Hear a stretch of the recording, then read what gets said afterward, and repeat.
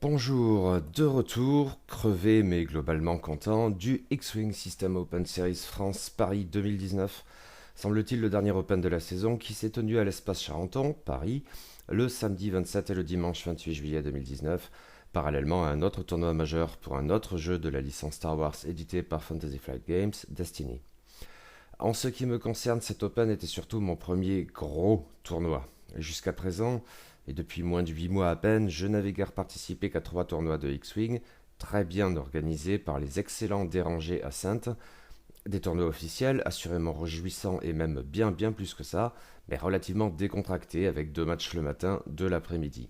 L'Open, c'est autre chose. 6 matchs le premier jour, 5 le suivant, dans des conditions que je vous détaillerai plus loin et beaucoup de joueurs. Il y avait sauf erreur 167 participants présents sur 194 inscrits, je crois, pour le tournoi principal. Et je suppose un peu moins, mais combien exactement, je n'en ai aucune idée. N'hésitez pas à me renseigner à ce propos pour le side au format hyperespace du lendemain.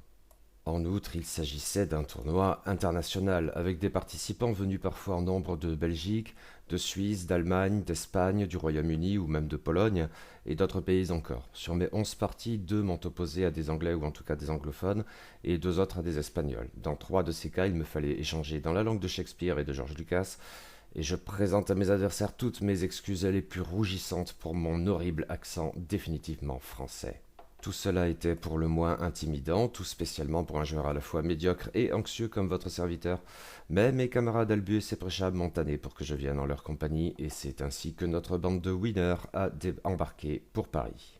Oh, et du coup, les synthés étaient en force, alors on peut bien caser une petite page de publicité ici, parce que Dérangé représente, dit le joueur bordelais pas membre de la dite association. Bon, évoquons rapidement le sujet qui fâche, que j'avais déjà mentionné lors de mon précédent compte-rendu. Du fait de la politique aux choix incompréhensibles, incompétente, pénible, suicidaire d'Asmodée France, la vague 4, sortie quelques jours plus tôt à peine dans l'Hexagone, n'était pas légale pour le tournoi étendu. On a appris un peu tardivement qu'elle l'était pourtant pour le qualificatif hyperespace du lendemain. En outre, le distributeur ayant retenu à ce jour les sorties françaises de 2 nouveaux vaisseaux des vagues 2, le A-Winger Z2 de la Résistance, et 3, le chasseur Arc 170 de la République, les joueurs se voyaient généreusement autoriser l'utilisation de proxy sur la base du A-Winger Z1 et du chasseur Arc 170 de l'Alliance Rebelle, ce qui ne fait tout de même pas très sérieux. Le contrôle des proxys impliquant un enregistrement séparé sur place. Il y avait de ces 2 vaisseaux, et les joueurs venus d'autres pays pouvaient se passer de proxy, eux. La communication globalement ne s'est pas toujours montrée au top.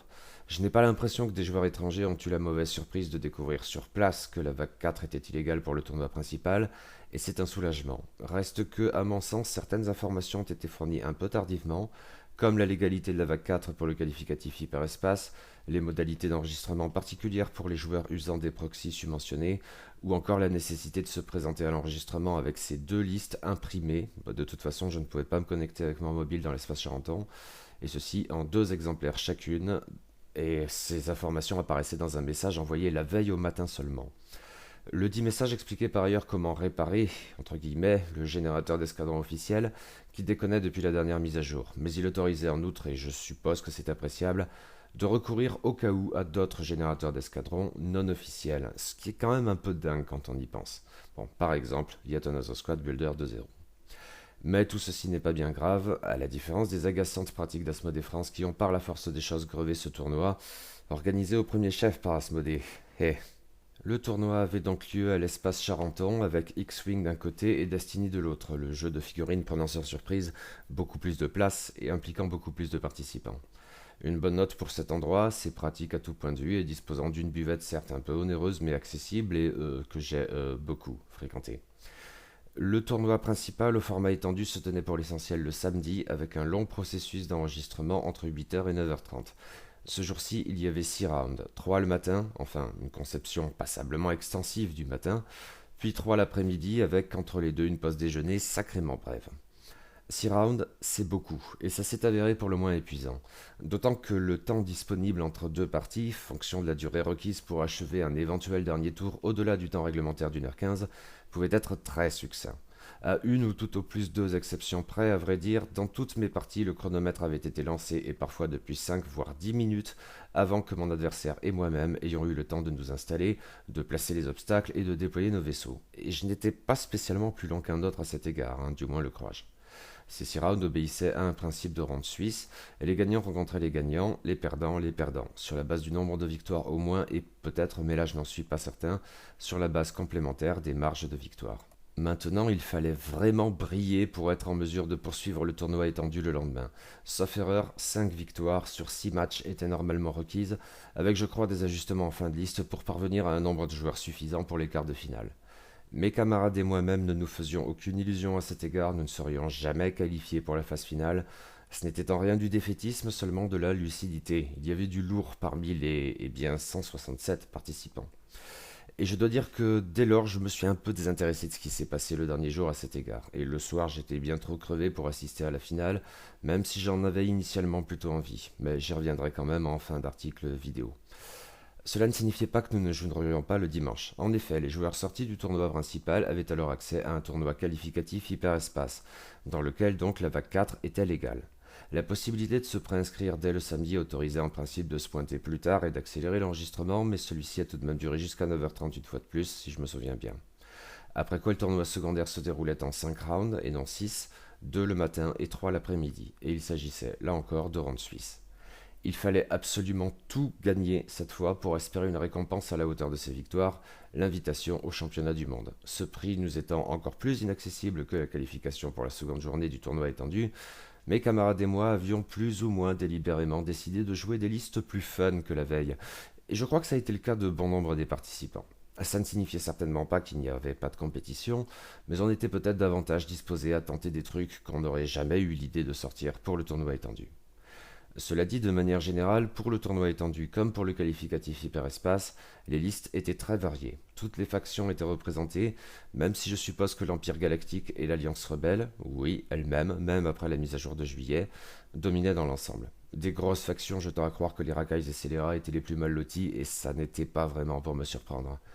Côté petite faction, j'ai vu pas mal de choses du côté de la République et de la Résistance, oui, même sans les apports non négligeables de la vague 4 pour le tournoi principal. Mais si le premier ordre et les séparatistes étaient plus rares, il n'en était pas moins présent ici ou là.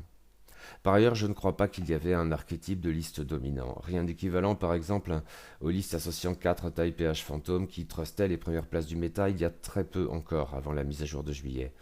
Certains modèles de vaisseaux et améliorations étaient récurrents, par exemple concernant Dark Vador ou Suntirfel côté impérial, mais la diversité l'emportait dans un méta qui se cherche peut-être encore après le tout récent ajustement des points d'escadron, et c'est à n'en pas douter une très bonne chose. Allez, c'est justement le temps de vous causer de ma première liste, celle du tournoi principal. Et ici, je vais devoir me répéter. Cette liste, je vous en avais déjà parlé dans un précédent article ou vidéo, Back in Black, brodant sur un autre encore, Starwing Academy. Il n'y aura rien de nouveau ici à cet égard. Mais si je me suis posé la question, je suppose qu'il vaut mieux que je détaille cette liste de nouveau dans le présent article vidéo. Ceci afin d'éviter à qui n'aurait pas lu les précédents d'avoir à jongler entre les sources. Les autres, n'hésitez pas à faire défiler jusqu'au rapport de bataille à proprement parler, car je vais tout d'abord reprendre texto ce que je disais de tout cela dans Back in Black. Ah donc, je jouais une liste impériale à 3 vaisseaux, 3 petits socles, parce que c'est le châssis qui a initialement défini la construction de cette liste. Commençons par le Starwing de classe Alpha qui est piloté par le Major Winder. Il coûte 41 points d'escadron à poil et a une initiative de 4. Sa capacité spéciale cruciale dans cette liste stipule que quand il défend, s'il est désarmé, c'est-à-dire s'il a un ou plusieurs marqueurs de désarmement, alors il jette un dé de défense supplémentaire, ce qui le fait passer à 3 dés verts, une agilité incongrue pour un vaisseau de ce type. Ce qu'il faut comprendre du coup, c'est que pour le Major Winder, le fait d'être désarmé constitue en fait un atout. Ceci notamment du fait de sa configuration gratuite, déterminante dans cette liste, l'arsenal OS1 embarqué, qui fait que, sous condition, un marqueur de désarmement ne l'empêche pas d'attaquer. Plus précisément, le Major Winder, s'il a un marqueur de désarmement, mais un seul cette fois, on ne peut pas les cumuler comme pour sa capacité spéciale, et bien dans ce cas, il peut toujours effectuer des attaques de torpilles ou de missiles contre des cibles qu'il a verrouillées, mais il ne peut alors pas dépenser son acquisition de cibles lors de cette attaque. C'est forcément plus contraignant qu'une attaque normale et votre adversaire peut en jouer, sachant très bien quelle est votre cible du coup. Mais faut voir les armes en jeu. D'autant que l'arsenal OS1 embarqué a un dernier effet, il ajoute au vaisseau un emplacement de torpille et un autre de missile. Il en a donc deux de chaque. Je me suis concentré sur les torpilles pour ma part, et je ne me suis pas montré très original pour les premières d'entre elles. Il s'agissait forcément des redoutables torpilles à protons, 13 points d'escadron.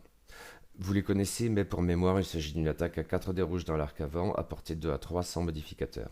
L'attaque nécessite une acquisition de cible et la dépense d'une charge, il y en a deux, et permet en outre de changer un résultat dégâts en un résultat critique. Ces torpilles sont très cool, mais dans l'optique de cette liste, elles présentent un petit souci, leur portée 2 à 3. Si le Major Winder a pris un marqueur de désarmement, et il a donc tout intérêt à le faire, et s'il n'est équipé que de ces torpilles, votre adversaire pourrait assez aisément éviter ses attaques en faisant en sorte de se trouver à portée 1 de lui. Un truc du même genre est commun quand on est opposé à un cargo léger YT 2400 par exemple.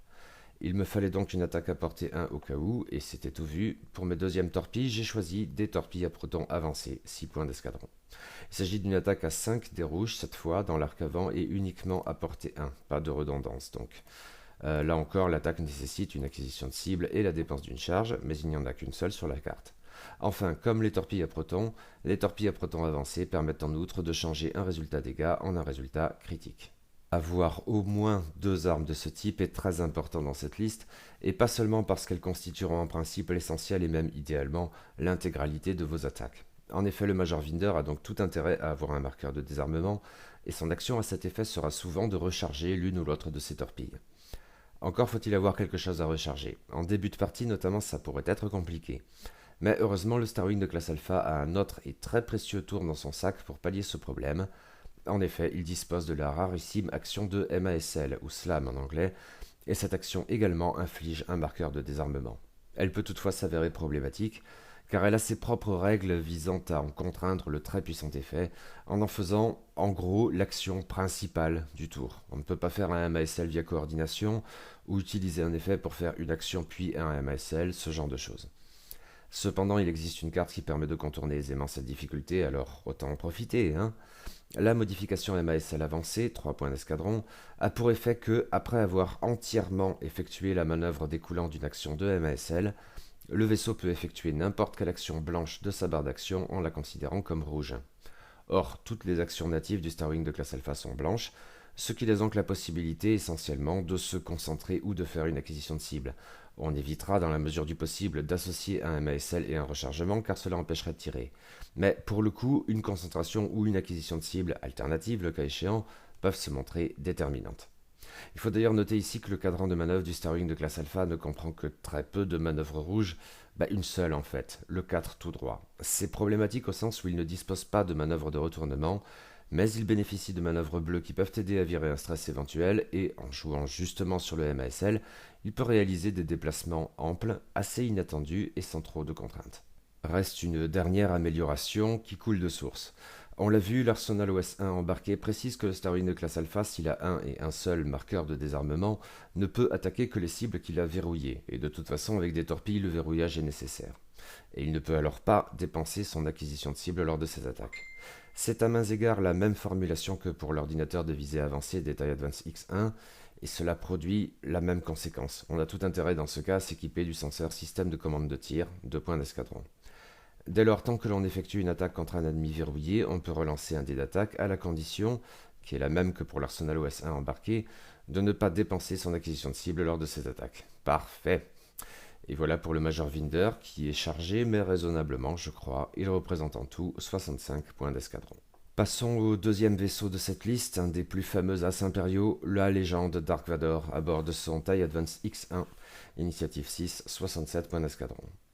Tous les TIE Advance X1 bénéficient de la même capacité générique, ordinateur de visée avancé. Tant qu'il effectue une attaque principale contre un ennemi qu'il a verrouillé, Vador-Unet lance un dé d'attaque supplémentaire, rappelons qu'il n'en a que 2 à la base, mais cette capacité fait qu'il en aura en principe 3 le plus souvent.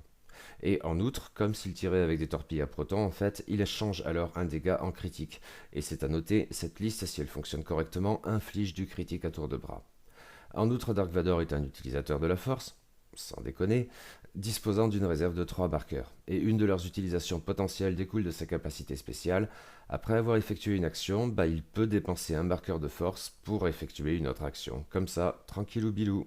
Dark Vador est dès lors forcément ou presque équipé du senseur système de commande de tir, 2 points d'escadron, puisqu'il s'associe très bien à l'ordinateur de visée avancé. J'en ai déjà parlé et il n'y a rien de plus à en dire. En tant qu'utilisateur de la force et adepte du côté obscur, Dark Vador, d'autant qu'il a une réserve étendue de 3 marqueurs de force, a tout intérêt à s'équiper du pouvoir de la force N, 3 points d'escadron. Dès lors, après avoir subi un ou plusieurs dégâts, il récupère autant de marqueurs de force, et c'est toujours bien. Reste une dernière amélioration, assez fréquente là aussi sur Dark Vador, la modification post-combustion, 6 points d'escadron. Après avoir entièrement effectué une manœuvre à vitesse 3 à 5, Dark Vador peut dépenser une charge de cette carte, qui en a 2, pour effectuer une action d'accélération blanche même s'il est stressé. C'est très chouette. Et il faut relever ici que le TIE Advance X1 ne dispose pas à la base de l'action d'accélération, qui lui serait pourtant très utile pour le double repositionnement souvent caractéristique des As. Ce build Vador est donc très classique, de nombreuses listes lors de ce tournoi le jouaient exactement de la sorte, ou avec une variation portant sur une seule amélioration, généralement N en moins, et il représente en tout 78 points d'escadron, ce qui est beaucoup, mais je crois qu'il les vaut bien. Reste un troisième et dernier petit socle, et c'est un TIE PH fantôme générique, puisque piloté par un as de l'escadron Sigma, 48 points d'escadron, initiative 4. Ce vaisseau déployé en masse a régulièrement trusté les premières places du méta, en gros depuis le lancement de la V2. Mais encore tout récemment, ce qui a justifié plusieurs nerfs en termes de coûts, notamment lors de la mise à jour de juillet. Ils sont justifiés, oui, et raisonnables. Cela reste un excellent pilote pour un excellent vaisseau. Et bien sûr, le TIE PH Phantom demeure le champion de l'occultation, notamment du fait de la capacité générique réseau de Stygium. Après s'être désocculté, l'AS peut effectuer une action, c'est à souligner, d'évasion. Et ce n'est pas tout, au début de la phase de dénouement, s'il dispose toujours d'un marqueur d'évasion, alors il peut le dépenser pour obtenir un marqueur d'occultation à la place, et c'est reparti pour un tour. Il en résulte un vaisseau agressif, polyvalent et capable de faire des manœuvres assez inattendues. Il demeure très bon. Du coup, pour le talent, on va pas chercher bien loin, et c'est un reproche adressé par certains à ce châssis. La mécanique du réseau de Stygium incite en effet très fortement à munir l'as de l'escadron Sigma du talent feinte, 7 points d'escadron, qui a grimpé lui aussi depuis juillet, précisément pour cette raison. Dès lors, quand le fantôme effectue une attaque, s'il dispose d'un marqueur d'évasion ou plus, ce qui est probable, il peut changer un des résultats évasion du défenseur par un résultat concentration. C'est le type même de l'amélioration passive-agressive. En prenant une option défensive pour votre vaisseau, vous le rendez plus menaçant également en attaque. Parfait, là encore. Et pas besoin d'y rajouter quoi que ce soit. Construit de la sorte, l'as de l'escadron Sigma représente donc 55 points d'escadron, et la liste en tout fait 198 points d'escadron. En voici le résumé. Starwing de classe Alpha, Major Vinder 65 points en tout. Major Vinder survivant pragmatique 41, Arsenal OS 1 embarqué 0, Torpille à proton 13, torpille à proton avancé 6, MASL avancé 3, système de commande de tir 2. TIE Advance X1 Dark Vador 78 points d'escadron en tout, Dark Vador Black Leader 67, système de commande de tir 2, N3, post-combustion 6. TIE PH Phantom As de l'escadron Sigma 55 points d'escadron en tout, As de l'escadron Sigma 48, feinte 7, total 198 sur 200. Allez, lançons-nous dans les rapports de bataille. Enfin, les rapports de bataille. Comme vous pouvez vous en douter, ayant joué 11 parties en l'espace de 2 jours, je suis bien incapable de vous faire des comptes rendus précis de chacune, que ce soit au regard des listes composées par mes adversaires. Désolé, je ne peux vraiment pas vous en donner le détail dans le présent article ou vidéo, car je ne m'en souviens pas le plus souvent, ou du déroulement de l'affrontement, parce qu'après 2 jours et 11 parties, tout se mélange un peu des fois.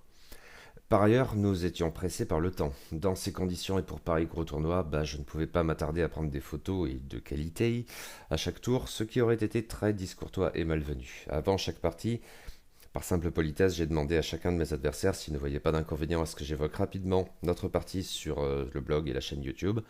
Aucun n'a fait de difficulté. Et s'ils me donnaient l'autorisation de prendre rapidement une unique photo lors du déploiement ou en cours de jeu.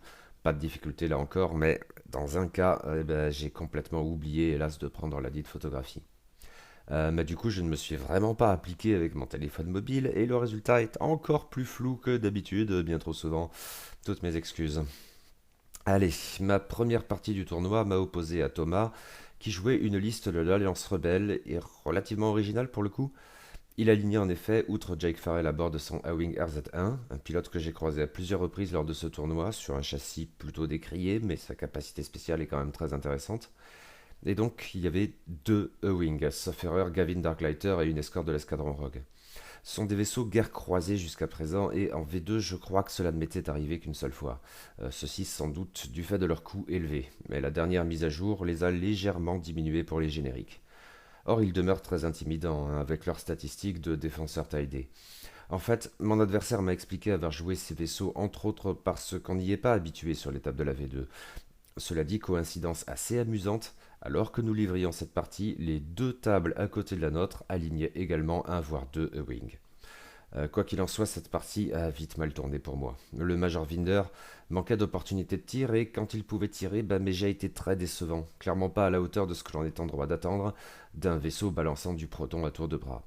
En face, les vaisseaux agiles de Thomas m'esquivaient assez facilement, et si j'ai pu extorquer un bouclier ici, un point de coque là, il apparaissait clairement que j'étais loin en arrière. En définitive, je ne saurais dire ce que j'ai sorti chez mon adversaire. Ici, Jake Farrell, je crois, qui s'est montré très rentable. Peut-être un demi-vaisseau là, je ne sais plus. En revanche, pour les points marqués par Thomas, la question ne se pose même pas, tous mes vaisseaux y sont passés. J'ai donc entamé le tournoi sur une défaite de très mauvais augure, 200 à 96. Partie un peu frustrante pour moi, le manque de performance de Vinder surtout m'inquiétait.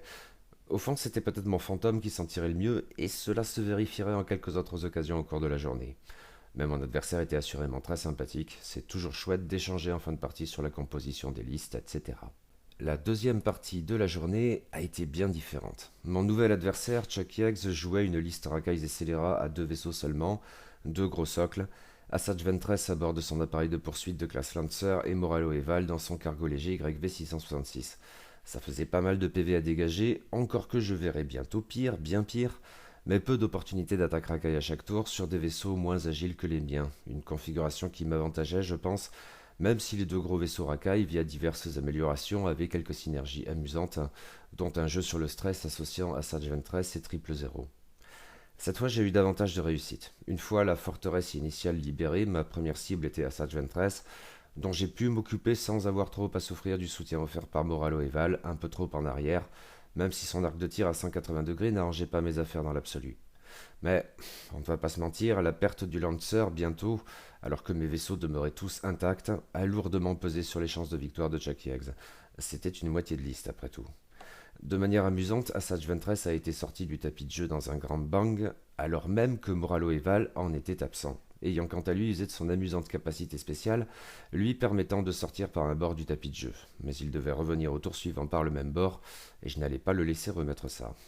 Victoire donc, et d'une ampleur inespérée, 200 à 0. Une partie qui a dû être très frustrante pour Chucky Higgs, hélas. Il a assurément ma compassion car j'ai connu ça trop souvent. Mais moi qui redoutais comme d'hab la cuillère de bois et n'avais guère plus d'ambition que de gagner au moins une partie par jour, j'ai respiré un grand coup tout de même. La troisième partie de la journée m'a opposé à une joueuse, Emily, et on ne va pas se mentir, les joueuses étaient très rares dans cette compétition, mais il y en avait quelques-unes heureusement. Emily jouait une liste de l'Alliance Rebelle à trois vaisseaux, deux cargos légers YT-1300 modifiés qui étaient Han Solo et Lando Calrissian à poil, accompagnés là encore de Jake Farrell dans son A-Wing RZ-1 avec Predator, mais qui filait de la concentration à tout le monde. Cela faisait beaucoup de PV à dégager, 30 tout de même, mais avec en outre des vaisseaux un peu plus souples que ceux de Chuck Higgs, même avec une agilité minimale de 1 pour les YT-1300. Et des tourelles doubles qui pouvaient s'avérer problématiques pour moi. Enfin, 3 opportunités de tir au lieu de 2. Cependant, Emily était, semble-t-il, une joueuse assez novice et qui n'avait en tout cas jamais pratiqué ni le Starwing de classe Alpha, ni le TIE PH Phantom. Typiquement, deux vaisseaux qui font des trucs bizarres et dès lors pas les plus faciles à gérer dans ces circonstances, ce qui jouait en ma faveur mais d'une manière un peu regrettable. Cela dit, Emily a pu m'infliger des dégâts, me sortant un vaisseau et la moitié d'un autre, je ne sais plus lesquels. Mais en définitive, détruisant Jake Farrell et Han Solo et obtenant la moitié des points pour Lando, je l'ai emporté. Seconde victoire, donc 160 à 93. J'avais clairement eu de la chance dans les appariements lors de cette matinée, ce qui m'avait d'ores et déjà fait dépasser précocement mon objectif pas très ambitieux d'une victoire au moins par jour. Mais j'aurais beaucoup moins de succès par la suite.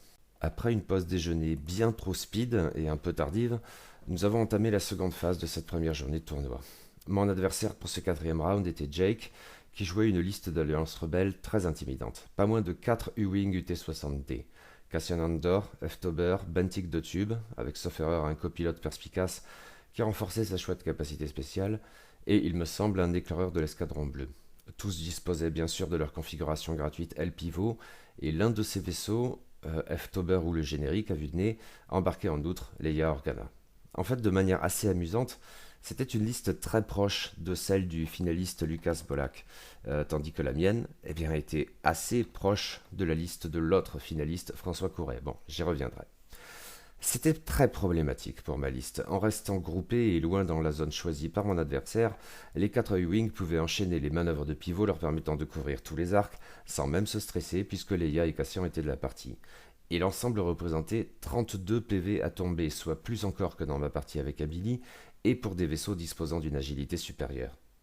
Et Jake jouait très bien cette liste. Je m'en suis moi-même un peu mieux tiré que je n'osais l'espérer, notamment avec mon Type PH Phantom qui a étonnamment pu faire un peu le café. Probablement mon vaisseau le plus rentable tout du long.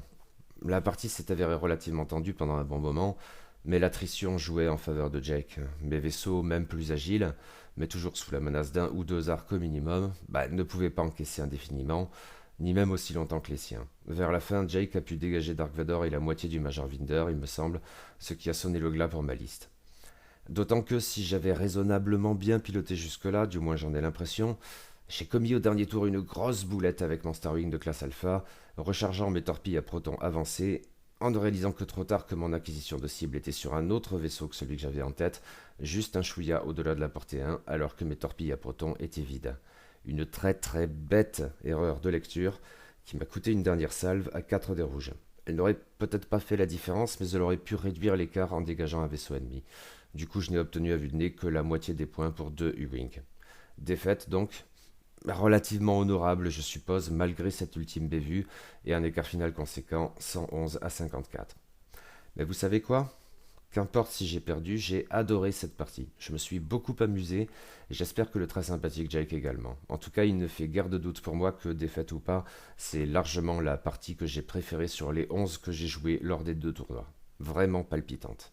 Pour mon 5e match de la journée, j'ai été opposé à Fran Morales qui jouait une nuée républicaine composée de 2 chasseurs Arc 170, dont le redoutable Sinker, le deuxième était un générique mais j'ai oublié lequel, et 4 chasseurs Torrent V19, sauf erreur, tous des soldats de l'escadron Or. Le camarade Albu m'avait fait part de ses souffrances face à une nuée du même type, mais jouée par un autre joueur. Il y en avait un certain nombre qui avaient fait ce choix, j'ai l'impression. Je ne partais vraiment pas confiant. A raison sans doute car tout s'est très mal passé pour moi. Même si le pire moment devait quelque chose à la déveine, très vite Fran a anéanti mon Type PH Phantom qui n'avait jusqu'alors perdu qu'un bouclier, en lui infligeant en un seul tir 4 touches, alors qu'il était à portée 3 et occulté. 5 dévers, 5 résultats vierges. Mon adversaire a compati, merci pour ça. Et ce coup dur m'a foutu complètement à plat. J'ai enchaîné les erreurs avec mes 2 vaisseaux restants, me faisant logiquement sanctionner à chaque fois. J'ai pu infliger quelques dégâts minimes ça et là, mais le Major Vinder n'a pas tardé à rejoindre l'as de l'escadron Sigma dans l'au-delà des pilotes impériaux. Ne me restait plus que Dark Vador, traqué de toutes parts, et qui a survécu bien plus longtemps que je ne l'espérais, enchaînant les esquives. Mais au dernier tour, j'en ai eu marre de fuir. Pour le sport, et donc connement sans doute dans une optique de tournoi, je l'ai en définitive retourné pour faire une dernière attaque au risque de me faire sortir mon as. C'est bien sûr ce qui s'est produit. Mais ouais, j'en avais marre de fuir. Une très sévère défaite, 200 à 71, est la partie que j'ai trouvée la plus douloureuse de très loin lors de cette première journée de tournoi. Restait un ultime round qui m'a opposé à Andoni, lequel jouait une liste assez typée à Saint-Impériaux, Dark Vador dans son Taiadan 6-1, Suntirfel dans son intercepteur Tai IN, et enfin un TIE Reaper qui était un pilote de la base de Scarif générique. Une liste finalement pas si éloignée de la mienne dans son esprit, mais il apparaissait clairement qu'Andoni l'a joué incomparablement mieux que moi la mienne. L'épuisement, au moral davantage qu'au physique, après ma défaite face à Fran Morales ne m'a pas aidé, mais n'excuse rien, pas plus que la répétition dans cette dernière partie de la mauvaise blague avec les dévers de l'as de l'escadron Sigma, mais avec 4 résultats vierges seulement, cette fois. Je note aussi ce moment où Andoni avec son Reaper a brouillé mon fantôme, lui faisant perdre son occultation à un moment critique. Le reste de la partie, j'ai bataillé pour le fuir et réenclencher la mécanique du réseau de Stygium, sans succès. En somme, Andoni m'a donné une leçon, au point que, vengeant Shotkegs, il m'a infligé une sévère défaite, la plus sévère qui soit, 200 à 0. Pourtant, bizarrement ou pas, j'ai mieux toléré cette déculottée que la précédente, incomparablement mieux en fait. Cela tenait probablement au caractère très sympathique et agréable de mon adversaire. Je me suis pris une branlée, c'est incontestable, mais elle était dans l'ordre des choses. Bilan de cette première phase du tournoi étendu, et forcément de la dernière me concernant. 2 victoires, 4 défaites, avec une marge de victoire de 977 points, ce qui m'a valu de figurer à la 135e place du classement sur 167. Vraiment pas glorieux, hein. Non, vraiment pas. Et en même temps, peut-être pas si pire. J'ai eu 2 victoires quand j'étais terrifié à l'idée de ne même pas en avoir une. Et si j'ai subi un 200-0, j'en ai aussi infligé un. On se contente de peu, hein. Bon, c'en était fini du tournoi principal pour moi. On se détendait un peu la soirée. On se couchait tôt. J'étais moins fatigué que je ne le redoutais, étonnamment. Et on reprenait le lendemain avec le qualificatif hyperespace. Il me faut du coup parler de ma liste hyperespace. Je séchais pas mal. Et me suis dit qu'en fin de compte, je tenterais bien enfin une nuée à Allrunner que j'avais en tête depuis quelque temps, mais que je n'avais jamais eu l'occasion de tester, à la différence de ma liste Back in Black. Ce qui n'était probablement pas une très bonne idée. À vrai dire, je me demandais si me pointer avec une nuée de ce type, sans l'avoir jamais joué, et si longtemps après en avoir aligné un avatar relativement proche mais néanmoins différent, je me demandais si c'était pas tout bonnement suicidaire, mais bordel, j'en avais envie, alors voilà, hop. Il s'agit donc d'une liste impériale, en nouveau, une nuée de 6 chasseurs taille Helen organisée autour de la légendaire Owlrunner. Commençons donc par Owlrunner, car elle est forcément la clé de voûte de cette liste. Elle coûte 40 points d'escadron et a une valeur d'initiative de 5. Sa capacité spéciale fondamentale consiste à offrir une relance d'un dé d'attaque pour tout vaisseau allié à portée 0 à 1. C'est ce qui rend la nuée de chasseurs taille Helen menaçante, en fiabilisant un tant soit peu leurs attaques à 2 dés rouges seulement. Du coup, Owlrunner a comme une cible peinte sur le cockpit. Les adversaires savent que c'est le vaisseau à abattre. Sans elle, la nuée perd considérablement de son impact. Il s'agit donc de la protéger autant que possible. Ça tombe bien, elle a littéralement une garde du corps, Iden Versio, la leader de l'escadron Inferno. 40 points d'escadron elle aussi, du coup, pour une valeur d'initiative de 4. Sa capacité spéciale est assez éloquente, même si elle pâtit d'une traduction française ambiguë. Pour faire simple, Iden Versio dispose d'une charge qui lui permet, une fois par partie, d'annuler tous les dégâts d'une attaque. C'est ici que le texte français se montre inapproprié, qui dit seulement ce dégât. Tous les dégâts donc subis par un chasseur taille Helen, spécifiquement allié à portée 0 à 1. L'idée très concrètement est donc de sauver la Quen à Allrunner. Mais si l'adversaire cible Iden Versio, elle pourra utiliser cette charge pour survivre elle-même. Dans l'absolu, elle pourrait aussi sauver de la sorte un autre vaisseau que Allrunner ou elle-même, mais il faudrait en pratique que les circonstances le requièrent expressément, cette unique charge est très précieuse. J'ai ensuite joué 2 des 3 autres pilotes de l'escadron Inferno, qui coûtent tous 30 points d'escadron et ont une initiative de 4. Dans cette liste, j'ai choisi de faire l'impasse sur Gideon Ask pour conserver Saïd Marana et Delmico. Commençons par Saïd Marana, encore une dame, décidément, dont la capacité spéciale reprend celle qui appartenait à Wampa en V1. Attention, car la Wampa de la V2, qui figure également dans cette liste, n'a plus rien à voir. Mais les synergies de l'escadron Inferno, qui n'existaient pas en V1, justifient probablement cette évolution. Donc, Saïd Marana, quand elle effectue une attaque, peut choisir de dépenser un résultat critique. Dans ce cas, elle attribue une carte de dégâts face cachée, entendre par là qui atteint directement la coque en passant sous d'éventuels boucliers, sans esquive qui tienne, puis elle annule les résultats de tous ses dés. Une capacité très puissante, et qui synergise éventuellement avec celle de Delmico. Celui-ci permet de relancer un dé vert d'un vaisseau allié à portée 0 à 2 dès l'instant que l'attaquant est un vaisseau endommagé, c'est-à-dire qui a subi au moins un dégât de coque, merci Saïd Marana. Du coup, dans ces conditions certes plus restrictives, mais à une portée supérieure, Delmico peut être amené à jouer le rôle d'une Owlrunner en défense, et c'est bien. Restent 2 vaisseaux à aligner. Dans l'ordre de l'initiative décroissante, le suivant est Night Beast, 26 points d'escadron, initiative 2. Ce pilote à Baku a une capacité spéciale relativement sympathique. Quand il effectue entièrement une manœuvre bleue, il peut faire une action de concentration, ce qui lui permettra ensuite de faire normalement une évasion ou un tonneau. Ça n'est pas à négliger. Enfin, Wampa, là encore une fois, dernière pilote de cette liste, même avec son initiative minimale de 1, coûte le même prix que les membres normaux de l'escadron Inferno, soit 30 points d'escadron, en raison de sa capacité spéciale très amusante. En effet, Wampa dispose d'une charge récurrente. Si cette charge est active quand vient pour elle le moment d'attaquer, soit à la toute fin du tour en raison de son initiative de 1, alors elle peut la dépenser pour jeter un dé rouge de plus, ce qui n'est vraiment pas rien. Cependant, si plus tôt dans le tour elle a été attaquée, qu'elle ait subi des dégâts ou pas, alors sa charge est rendue inactive. En d'autres termes, Wampa est une petite chose très agaçante. Si votre adversaire l'ignore, il en sera sanctionné par une attaque potentiellement bien plus forte que celle des autres chasseurs Taïlan de la liste. Mais s'il entend s'en prémunir, il doit alors consacrer une attaque à Wampa sans garantie de l'éliminer, et c'est toujours ça de gagner pour d'autres tailles qui peuvent à leur tour se montrer très enquiquinants. C'est amusant, non? Un peu vicieux, peut-être. À ce stade, la liste représente 196 points d'escadron, ce qui laisse 4 points pour des talents, notamment. Ce qui tombe bien, si Wampa et Night Beast n'ont pas d'emplacement de talent, les 4 autres, si. Et il y a des talents valant 1 point d'escadron chacun, qui sont tout à fait appropriés. Tout d'abord, tireur hors pair, 1 point d'escadron, amélioration qui dispose d'une charge unique et non récurrente. Quand le vaisseau concerné effectue une attaque principale, si le défenseur est dans son bullseye, alors avant la phase de neutralisation des résultats, on peut dépenser la charge pour annuler un résultat évasion. La condition du bullseye est restrictive, encore que pas tant qu'on pourrait le croire dans un contexte de nuée, et on ne peut le faire qu'une fois par partie pour chaque pilote talentueux, mais cela peut à l'occasion faire une différence cruciale. Dans cette liste, j'ai donc équipé Owlrunner, Iden Versio et Delmico de ce talent. Le cas de Seyn Marana est un peu différent. Sa capacité fait que les résultats critiques lui sont particulièrement précieux, aussi l'idée est telle dans son cas d'augmenter les chances d'infliger des critiques. Un autre talent à 1 point est tout désigné pour ce faire, adresse au tir. Quand Seyn effectue une attaque, dès lors, et là encore si la cible est dans son bullseye, elle peut changer un résultat dégâts en résultat critique, et tant qu'elle le veut, cette carte n'est pas limitée à une seule utilisation, contrairement à tireur hors pair. Et c'est vraiment du pain béni pour Seyn Marana. La liste en tout fait pile poil 200 points d'escadron. En voici le résumé. Chasseur Taïlan Owlrunner 41 points en tout, Owlrunner Leader Obsidian 40, tireur hors pair 1. Chasseur Taïlan Iden Versio 41 points d'escadron en tout, Iden Versio Leader Inferno 40, tireur hors pair 1. Chasseur Taïlan Seyn Marana 31 points d'escadron en tout, Seyn Marana Inferno 4 30, adresse au tir 1. Chasseur Taïlan Delmico 31 en tout, Delmico Inferno 3 30, tireur hors pair 1. Chasseur Taïlan Night Beast 26, Night Beast Obsidian 2 26. Chasseur Taïlan Wampa 30, Wampa Black 11 30. Total 200 sur 200.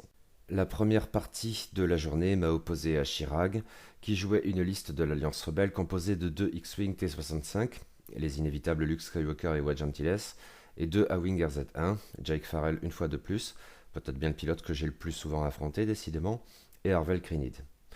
N'y allons pas par 4 chemins, cette partie a été catastrophique de mon point de vue, même si j'ai subi des écarts largement pires sur les 2 journées du tournoi. Ceci essentiellement parce que mes relances dues à Owlrunner ne donnaient strictement rien. Les doubles touches étaient très rares, les touches uniques à peine moins, les résultats totalement vierges fréquents, et mon adversaire esquivait le plus souvent ceux qui tentaient de passer sans grande difficulté. Ajoutons à cela que j'ai fait mon boulet, décidément, renversant une demi-canette de coca sur la table de jeu, heureusement sans faire de dégâts au matériel de qui que ce soit. Mais j'étais en mode Gaston Lagaffe, en plus anxieux, honteux aussi, ce qui n'a pas aidé. Une très mauvaise entrée en matière donc et une première défaite de la journée 102 à 37. Un curieux hasard a fait que j'ai affronté ensuite Xavier, un des dérangés avec lesquels j'avais fait le voyage. Un tirage pas nécessairement frustrant car je ne crois pas avoir jamais joué contre lui auparavant. Il jouait une liste de la résistance, 2 X-Wing T-70 qui étaient Podamron et Eloasti, et un tout nouveau tout beau transport de la résistance piloté par Covanel et embarquant l'onéreuse mais très puissante Leia Organa. Les manœuvres des X-Wing T-70 étaient stupéfiantes. En associant leurs diverses capacités, ils pouvaient enchaîner les tonneaux de talons sans subir de stress. Ils m'ont fait très peur à cet égard dès le départ en faisant la démonstration qu'ils pourraient très bien me balader tout autour du tapis sans jamais m'offrir d'opportunité de tir. Seulement il fallait bien qu'ils attaquent eux aussi, et ça n'a donc pas duré éternellement, et du coup, je me suis fait one-shot Night Beast.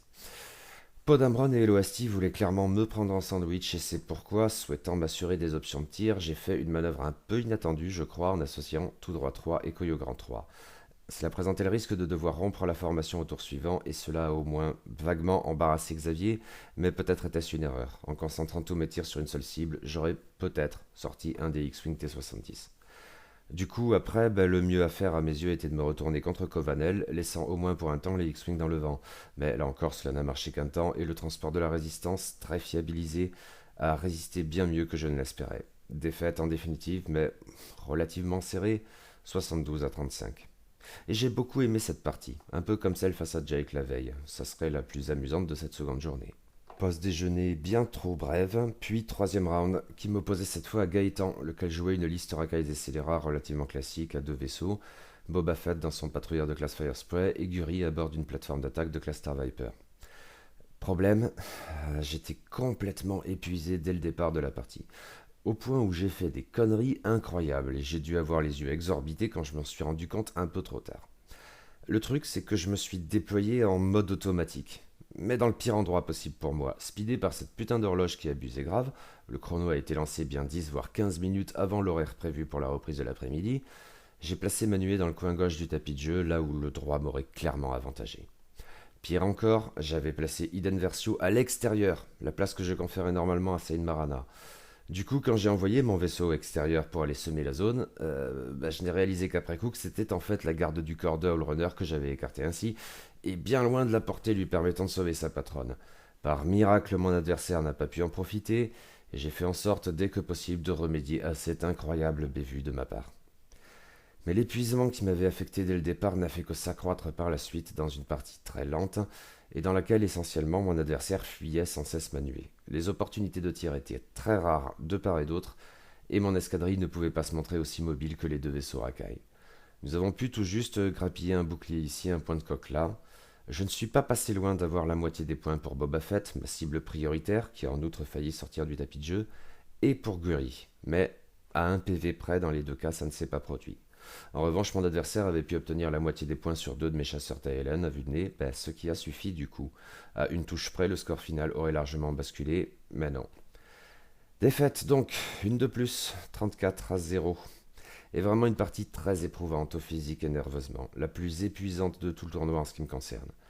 J'avais bien géré la fatigue la veille, mais ce dimanche, le type de jeu nué n'arrangeant rien à l'affaire, je n'en pouvais plus. Or, il me fallait me ressaisir parce que j'en étais tout de même à 3 défaites sur 3 matchs. La quatrième partie de la journée m'opposait à Vincent, qui jouait lui aussi une liste Empire Galactique, mais clairement typé As. Dark Vador dans son Théodon 6-1, Suntirfel dans son intercepteur Tai-Ian, et enfin Countdown à bord d'un TIE-SK Striker. La partie très vite a adopté une configuration assez similaire à la précédente, et guère moins épuisante pour moi, du coup Vincent fuyait ma nuée. Durant l'essentiel de la partie, Suntirfel passait trop au large pour m'inquiéter, et ça m'arrangeait parce que ma proie était Countdown, a priori de ces trois vaisseaux, celui que j'avais le plus de chances de sortir, et qui, en tentant de me fuir, est là encore passé à 2 doigts, non, de millimètres de quitter le tapis de jeu, comme vous pouvez le voir sur la photo. Mais Dark Vador était également dans les environs, en mesure de prendre un tir égaré sans forcément pouvoir attaquer de son côté. Cela a fini par payer. Un vague coup de bluff m'a permis de sortir le Striker avec une belle salve ultime de Wampa, et il était temps de passer à la deuxième cible, nul autre que Dark Vador. Hélas, je ne suis pas parvenu à lui faire grand-chose. En revanche, aucun de mes chasseurs Taïlan n'a subi plus d'un dégât. Vincent obtenait donc la moitié des points pour aucun d'entre eux. Enfin, une victoire, 54-0. Soulagement tout de même. La dernière partie du tournoi a été un peu spéciale. D'emblée, mon adversaire, Ixio, m'a dit qu'il entendait concéder. Il ne pourrait pas rester jusqu'au bout du temps réglementaire et il avait assurément de très très bonnes raisons pour cela. Néanmoins, il a accepté de jouer quelque temps pour le principe et je l'en remercie. Du coup, plutôt qu'un brutal 200-0, nous verrions combien de points il serait en mesure de me sortir avant de déclarer forfait. Donc qu'il jouait une liste républicaine associant 2 Etherspray Delta 7 ou chasseurs Jedi, qui étaient Anakin Skywalker et Luminara Unduli, et 2 chasseurs Tauren V19 qui étaient Tucker et un générique soldat de l'escadron Or. La partie était biaisée d'emblée et je suppose que même au-delà de la concession annoncée, mon adversaire m'a facilité la tâche. De manière très ironique, pourtant, ce dernier match qui n'en était pas totalement un, s'est avéré le seul durant toute la journée au cours duquel les relances de Hall Runner se sont montrées efficaces, assurant leur rôle de fiabilisation. J'ai eu de très bons jets tout au long de cette partie. En fait, c'était comme si tous mes bons jets de la journée s'étaient concentrés durant cette dernière bataille. Ironiquement, oui. Quoi qu'il en soit, j'ai assez vite infligé des dégâts à mon adversaire, sortant du tapis de jeu Luminara Unduli en 2-2 et les deux Torrents assez vite parallèlement. Quand il n'est plus resté qu'Anakin Skywalker sur le tapis de jeu, avec un bouclier en moins je crois, Ixiom a donc concédé. Il m'avait infligé quelques dégâts, cela dit. Du coup, le score a été plus honnête qu'un brutal 200-0. Victoire de ma part donc, mais dans ces conditions très particulières, pour un score final de 200-98. Et voilà, nous étions arrivés au terme du qualificatif hyperespace et de l'Open de manière plus générale. La salle commençait à se vider, les tapis de jeu étaient retirés des tables désertées. On ne peut pas dire que j'ai brillé là encore. Sur 5 matchs, 2 victoires, dont une par concession.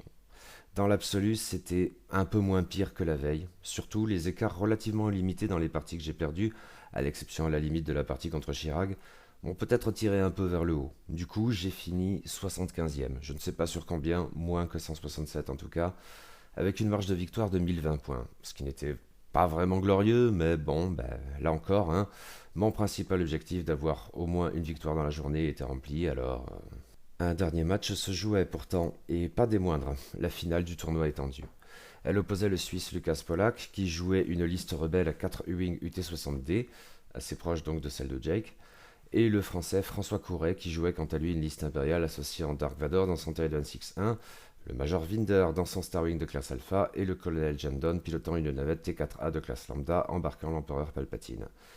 Soit une liste, en fait pas si éloignée de la mienne dans le tournoi étendu, plus proche encore de celle que j'avais jouée dans Starwing Academy, ou de celle qu'Albu jouait au tournoi étendu d'ailleurs. C'est en définitive François Couret qui l'a remporté. Gloire à lui. La partie a été filmée, alors n'hésitez pas à y jeter un coup d'œil, hein. Je vais vous en donner le lien. Et maintenant, les récompenses. Même pour les clampins comme moi, oui, et ceci à 2 titres. Tout d'abord, tous les participants se voyaient offrir des cartes, généralement liées au thème de cette saison qui était l'escadron rouge de l'Alliance Rebelle. Ce qui, ne m'arrangeait pas spécialement, hein, cette faction étant clairement celle que j'ai le moins envie de jouer. Mais bon, je ne vais pas faire la fine bouche, hein. Du coup, tous les participants se voyaient offrir un deck de dégâts aux couleurs de la rébellion, ainsi que diverses améliorations, tout ceci en anglais, hein. Des servomoteurs S-Foils en 2 exemplaires et un astromech R2, mais aussi avec une charte graphique différente, R2D2 et seule carte non rebelle du lot car résistance cette fois BB8. Tous deux dans leur version astromech. Mais ce n'est pas tout. En effet, à la fin de chaque match, pour le tournoi principal, comme pour le qualificatif hyperespace, chaque joueur se voyait récompensé par un prize ticket valant 2 points pour le vainqueur et 1 pour le perdant. Cette monnaie, entre guillemets, permettant d'acheter, toujours entre guillemets, des cartes promotionnelles au prize wall. Une bonne chose que ce système, hein, garantissant le plus d'options aux vainqueurs sans pour autant priver les perdants de l'opportunité d'acquérir quelques cartes uniques au design alternatif en guise de j'y étais. Note, cela valait aussi pour le tournoi Destiny, qui était en fait bien mieux loti, hein, toute la partie droite sur la table ici. Le thème de l'escadron rouge dominait là encore, mais il y avait quelques autres trucs. Je disposais en tout de 16 points à dépenser, car Gaëtan m'avait généreusement offert son ticket à 2 points alors qu'il avait gagné notre partie. Ma première dépense, ça a été la jolie carte en plastique rigide transparente de Quick Draw. Ces récompenses étaient toutefois les plus onéreuses, hein, à 8 points chacune. J'hésitais à prendre également le capitaine Jonus, mais j'ai suivi un autre conseil que je regrette un peu maintenant, en me décidant pour 3 marqueurs d'acquisition de cibles spéciaux, 4 points en tout, et complétant forcément avec 2 cartes de l'escadron rouge, Luke Skywalker et Biggs Darklighter, 2 points chacune. Oui, Jonus aurait été un choix plus pertinent. Tant pis, hein. Ces récompenses, c'est du bonus et je ne venais clairement pas pour ça. Oh, et j'en ai profité pour acquérir le tout nouveau B-Wing ASF-01. Je vous en causerai probablement très bientôt. Et voilà, 2 jours de tournoi, 11 parties, 4 victoires seulement, dont une par concession. Un bilan pas très glorieux de mon côté, mais une chouette expérience à refaire. Allez, je vais m'écrouler dans mon lit maintenant et rêver que je suis un pilote de chasseur taille Hélène courant vainement après Boba Fett. C'est tout pour aujourd'hui. Écoutez, si vous avez des questions, des remarques, des commentaires à faire, je vous en prie, allez-y. Si vous voulez mettre des pouces vers le haut, tant qu'à faire, ou bien des abonnements aussi, allez-y, je vous en prie. Cette chaîne manque pas qu'un peu de visibilité, on va dire. Donc tout ce que vous pouvez faire pour elle, est tout à fait bienvenu. Et dans tous les cas, à une prochaine fois, hein.